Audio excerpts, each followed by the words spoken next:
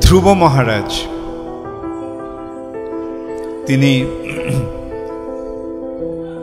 সংসার ত্যাগ করে, রাজকার্য ত্যাগ করে তিনি গেছেন বদরিক আশ্রমে। সেখানে সাধু সঙ্গ করছেন, মৃত্যুর জন্য তৈরি হচ্ছেন। কেন জীবনের শেষে আমাদের ভগবানের সেবায় নিজেদের নিযুক্ত করতে হয়, সেটি বুদ্ধিমানের কাজ।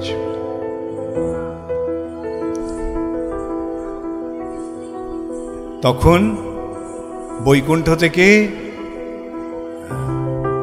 বিমান এলো, বিষ্ণুদূতেরা নিয়ে এসেছে ধ্রুব মহারাজকে নিয়ে যাওয়ার জন্য। ধ্রুব মহারাজ তখন স্নান করে সমস্ত সাধুদের, সেখানকার ঋষি মহর্ষিদের থেকে বিদায় গ্রহণ করে সেই রথকে প্রদক্ষিণ করে যখন রথে উঠতে যাবেন, তখন দেখেন যে মৃত্যু হাত জোড় করে ওখানে দাঁড়িয়ে আছে, হাত জোড় করে, মাথা নত করে, নত জানু হয়ে বসে আছে।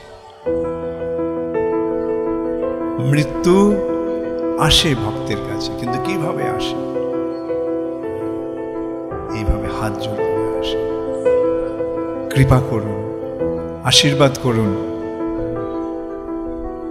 যাতে আমার সমস্ত কার্যকলাপ সার্থক হয়। তখন ধ্রুব মহারাজ কি করলেন?